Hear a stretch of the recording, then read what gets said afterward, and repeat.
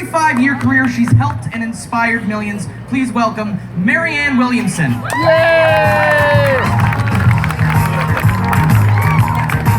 Thank you. I think we're living in an extraordinary time, not only in the history of the world, but specifically in the history of the United States. We are a generation which must rise up as other generations have risen up before us. Generations that stepped in when there was slavery, generations that stepped in when there was systematic and systemic oppression of women, generations which stepped in when there was segregation and institutionalized white supremacy. We as a generation are called on now to step in. I'm not here just to prosecute a case against Donald Trump. I wish to prosecute a case against the political establishment that produced him. Yeah! I wish to prosecute a case against a political establishment which has been doing this nonsense for 40 years. Donald Trump is a symptom. Donald Trump is an opportunistic infection. It could not have happened. It could not have gotten hold of us had there not been a compromised societal immune system. And that compromised societal immune system was each and every American who has in any way acquiesced to the dismemberment of American democracy over the last 40 years.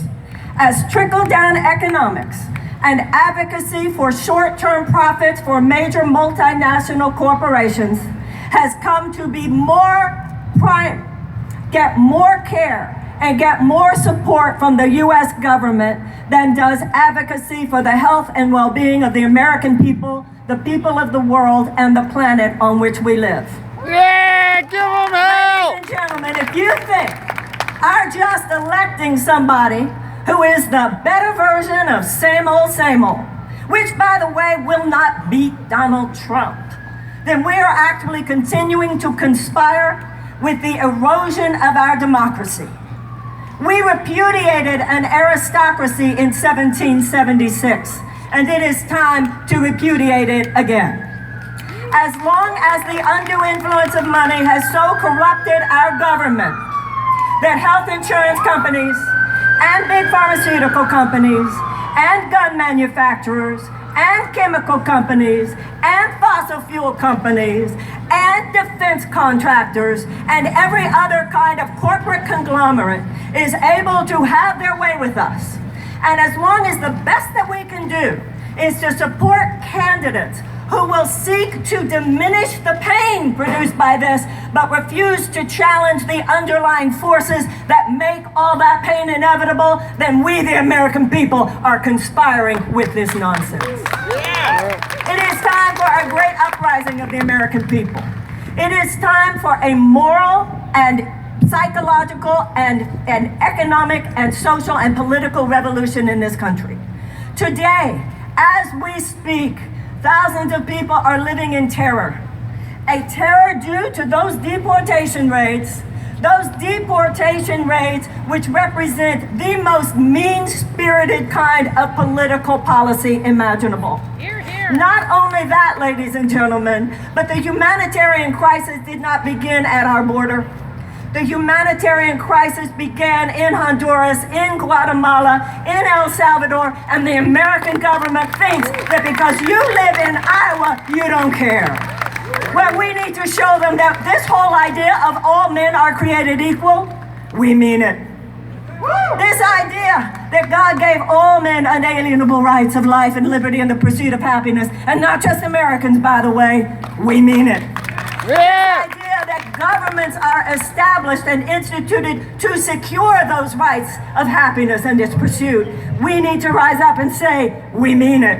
And you know that part in the Declaration of Independence where it says that if the government is not doing that job, it is the right of the people to alter it. We need to rise up and say, we mean that too. Yeah! Because you see, ladies and gentlemen, we have lost our psychological and emotional connection with our own Declaration of Independence.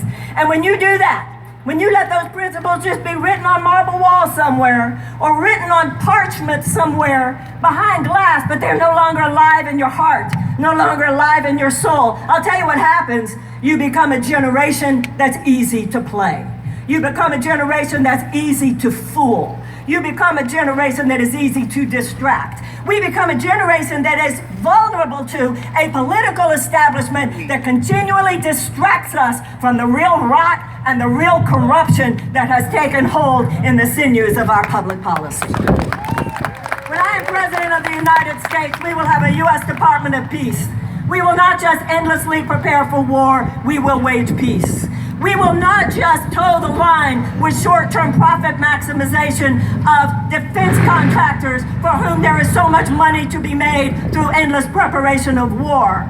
With a $750 billion military budget, but less than $1 billion that we give to peace-building agencies, and I'm president, that's going to change. Because in order to build peace, you expand economic opportunities for women, you expand educational opportunities for children, you reduce violence against women, and you ameliorate unnecessary human suffering wherever possible. We will have a U.S. Department of Children and Youth in order to do more than what the political establishment does now, which is simply to normalize the despair of millions of American children who go to school every single day in classrooms that don't even have adequate school supplies to teach a child to read. And if a child cannot read by the age of 8, the chances of high school graduation are drastically diminished, and the chances of incarceration are drastically increased. And yes, ladies and gentlemen, those children are in Iowa too.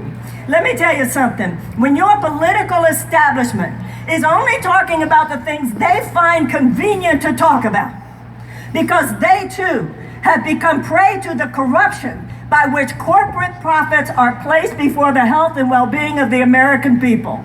It is time for the American people to wake up and to rise up.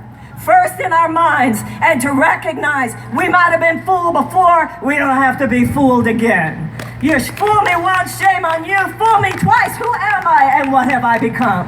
The American people, we are heirs to a legacy. We stood up to slavery and we stopped it. We stood up to the oppression of women and we stopped it and are stopping it. We stood up to segregation and we stopped it.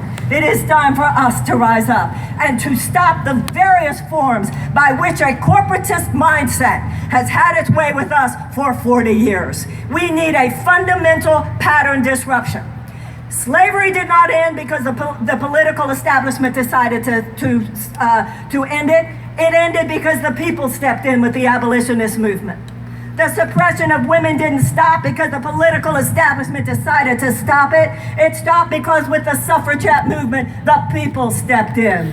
And segregation didn't stop because the political establishment decided to stop it. It stopped because with the civil rights movement, the people stepped in. Ladies and gentlemen, the political status quo is not going to interrupt itself. It is time for the people to step in. And when we do that, of course we're going to repeal that 2018 $2 trillion tax cut that gave 83 cents of every dollar to the richest among us. We will put back in that middle class tax cut. We will finish those college loans. We will give free college and free state universities and colleges. Why? Because this country is supposed to belong to us. That is why we should have universal health care. That is why we have plenty of money. We just need to stop giving it away to a few people who have propagandized us into believing it should all be theirs. No, ladies and gentlemen, we should have an entirely new social contract in this country. Your country serves you, invests you, and what you then do for your country, you become the man or the woman you're capable of being. You become the husband, the wife, the lover, the friend, the citizen, the father, the mother, the teacher, the creator, the producer. You go out and you become great people. We need to unleash the spirit of the American people. We need to uncap the dreams of the American people. Your government should uncap your dreams. Your government should not thwart your dreams. We need an uprising, and to be honest, I think it could start with me. Thank you very much.